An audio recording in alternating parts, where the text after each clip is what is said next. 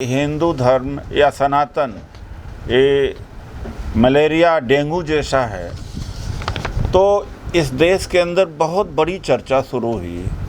लेकिन अगर अतीत को देखा जाए तो पेरियार के नेतृत्व में जो आंदोलन चलते थे उसमें हिंदू देवी देवता की मूर्तियां इकट्ठा करके और भी जो सामग्रियां हैं उनकी होली जलाई जाती थी। तब तो भाई आपने विरोध नहीं किया। एआईडीएमके भी इसी विचारधारा का है। एआईडीएमके से तो सफाई आप नहीं ले रहे। अब उदयनिधि स्टालिन ने जो बोला भी है ये द्रविडियन कल्चर का हिस्सा है। अब आप डीएमके से दो हाथ करिए, बजाय कि आप पूरे देश के अंदर माहौल ख़राब करने का कोशिश कर रहे हैं कि हिंदू धर्म नष्ट हो रहा है।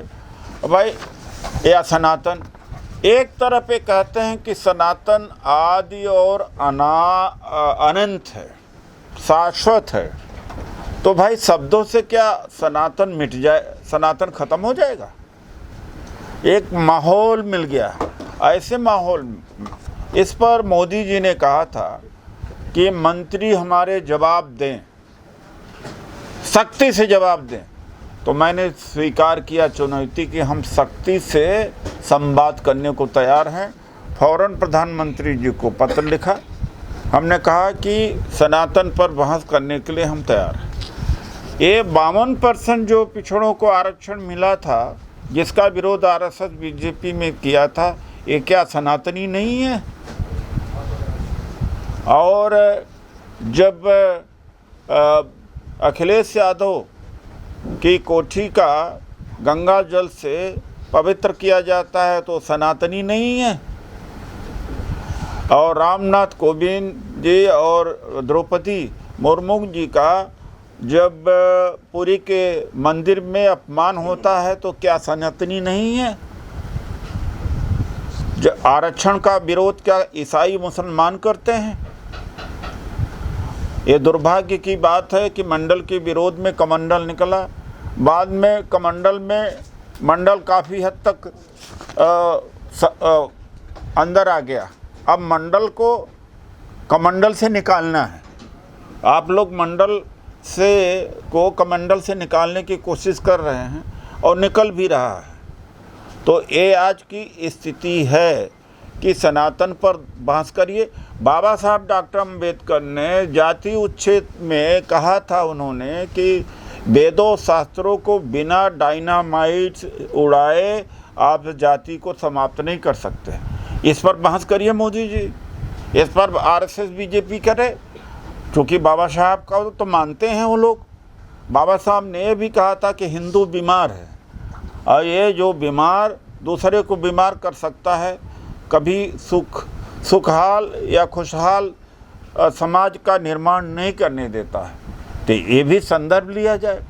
तो सनातन धर्म के ऊपर हम चर्चा करने के लिए तैयार हैं कि जाति सनातन धर्म में कहाँ है। मुझे तो लगता है इसमें कोई कहने की बात नहीं कि जाति सनातन धर्म की आत्मा है।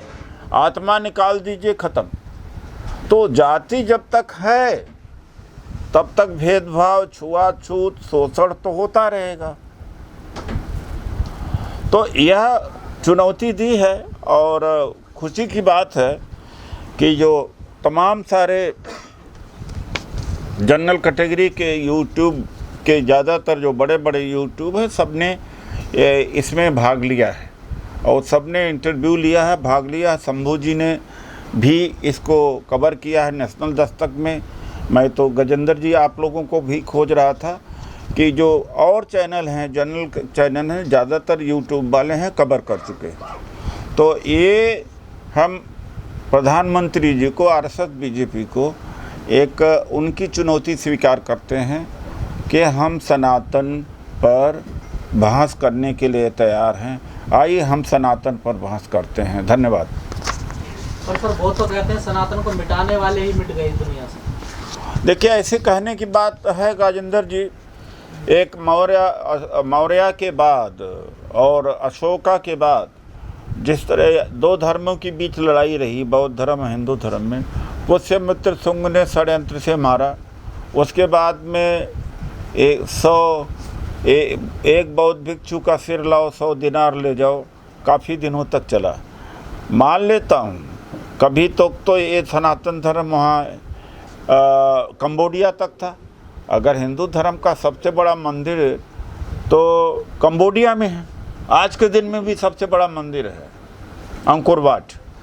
और ये सिंध तक भी था, जहाँ आज इस्लाम है वहाँ बौद्ध धर्म और बौद्ध धर्म और हिंदू धर्म दोनों था।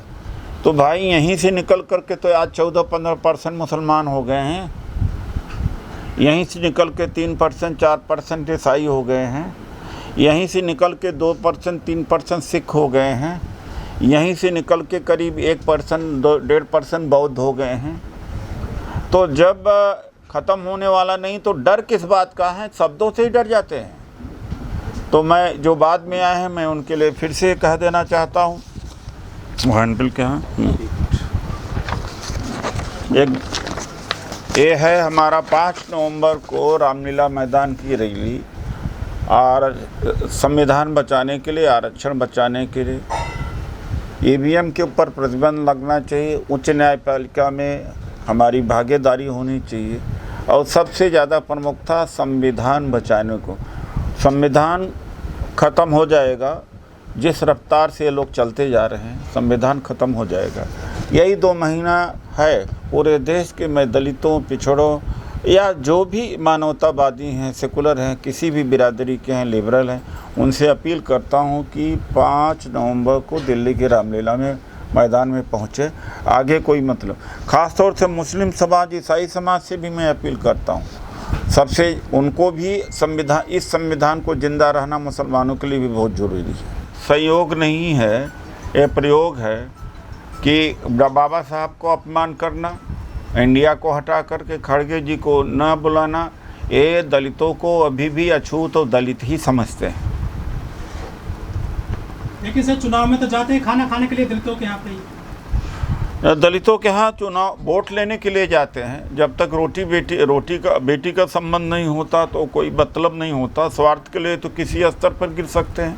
नीतीश कुमार न कांग्रेस है, न कांग्रेस नीतीश कुमार है। वो जो 26 दलों का जो गठबंधन है उनमें उनके अपने भिन्न विचार भी हैं, और ज़रूरत यह है कि कॉमन मैनेजमेंट प्रोग्राम के तहत चुनाव लड़ें संविधान बचाने के लिए। मैं नहीं देखता हूँ जीत कोई मतलब है कि कांग्रेस की सीटें कम हो जाएं या बढ़ जाएं उनकी सीटें। आज सबसे ज़्यादा चुनौती है वास्तव में संविधान बचाने की चुनौती है, देश में तानाशाही की चुनौती है, इसलिए सबको मिलके करना चाहिए। नहीं, अब कांग्रेसी मैं भी तो हूँ। हमने अगर सनातन और ये नहीं कि पूरा देश जानता, पूरी पार्टी को मालूम है स्टैंड, तो कांग्रेस ने तो मुझे नहीं रोका। अब वो कांग्रेस में जो दलित लोग हैं उनको आगे आना चाहिए। अब उनकी आवाज़ नहीं, वो आगे नहीं आते हैं, स्वार्थी है, अलग बात है। हमने तो उनकी चुनौती स्वीकार करी है। भक्तों और बीजेपी आरएसएस को शर्म से डूब मरना चाहिए। जब सोनिया गांधी जी को प्राइम मिनिस्टर बनने की बात आई थी, चर्चा ही थी, तो सुषमा स्वराज सिर मुड़वा रही थी, और कोई इनको कहता है जर्सी गाय, विदेशी अभी तक कहते रहते हैं। किस मुंह से ईसाई देश में, इंग्लैंड एक ईसाई प्रधान देश है, एक गौरव की बात करते हैं कि एक हिंदू होते हुए प्राइम मिनिस्टर है। इनको शर्म से डूब के मर जाना चाहिए। इस भाड़ मीडिया को देखना चाहिए किस तरह से उछल के बात कर रही। यही भाड़ मीडिया आज भी ये कहती है डिबेट में कि राहुल अपने नानी के घर गए हैं। यही मीडिया कहती है। अभी तक उनको ओबामा अफ्रीकी मूल के आदमी को अमेरिका में राष्ट्रपति बना दिया गया। यहाँ पर कि मुसलमान को अगर जिस जगह प्रधानमंत्री बना दें या ईसाई को बनाएं, तब पता लगेगा, तब इनको गर्व करना चाहिए सुनक के ऊपर। भैया ऐसा है कि जनता इस देश में धर्मांधता के नशे में है। महंगाई इतनी बड़ी है, पार्टियों की हालत है कि पार्टियां अपना पैसा खर्च करके जनता की समस्याओं को जनता को लेके आते हैं। क्या इनको नहीं होना चाहिए? ये प्रताड़ित हो रहे हैं, सुनिए भाई, ये कड़ा संदेश जनता को देना चाहिए कि 5 किलो राशन पर मस्त हो, तुम साथ नहीं दोगे तो तुम्हारे बच्चे पढ़ नहीं पाएंगे, स्वास्थ्य ठीक नहीं होगा, देश की अर्थव्यवस्था ठीक नहीं होगी। हम कितना करें? मीडिया हमारा साथ, मेन स्ट्रीम मीडिया साथ नहीं, आप सहारा में। उनके पास पैसे का, पुलिस का सारा तंत्र है। हमारा प्रयास में कोई कमी नहीं है, लेकिन जनता को भी तो जगाना पड़ेगा। वो भी मोदी भक्त बन जाते हैं। बहुत प्रोटेस्ट उन्होंने किया। अरे ऐसा हम भी जानते हैं कितना। मैं कल आ रहा था, कई लोगों से पूछा ये सारा चीज़ हमने। तो ये जनता को भी सोचना पड़ेगा कि हमारे साथ इतना अन्याय हो रहा है, जनता भी तो निकले। तो विपक्ष की भूमिका क्या होगी फिर, ये बताइए ना। अरे भाई, विपक्ष की भूमिका देखिए, ऐसा होता है कि नेहरू जी चाहते तो एक पार्टी सिस्टम होता, उस समय वो स्ट्रेचर था। जो सत्ता पक्ष सारी एजेंसियों को दुरुपयोग करने लगे और सबको जेल में डालने लगे, और जनता इधर राम मंदिर में मस्त है, सनातन में मस्त है। लोगों को जनता कहा जा रहा है क्या ज़रूरत है इस ज़िंदगी को जीने के लिए, तुम्हारा धर्म ही भ्रष्ट हो रहा है। अरे तुम क्या कर रहे हो? यह भी एक स्थिति है। हम विकट परिस्थिति से चल रहे हैं, हम लोग प्रयास करते हैं, ऐसी बात नहीं है। इंडिया अलायंस को के तरफ लहर चलना शुरू हो गई, मैं इतनी कह सकता हूँ। वो चुनाव सेमीफाइनल था, और इधर उत्तर प्रदेश में 4 कोनों में 4 उपचुनाव हुए, चारों में बीजेपी हारी है। घोसी का चुनाव तो वो जनता लड़ी है, वरना 2 दर्जन मिनिस्टर, 5 दर्जन एमएलए, 2 चीफ मिनिस्टर, आरएसएस के कैडर मिलकर के भी नहीं जीत पाए।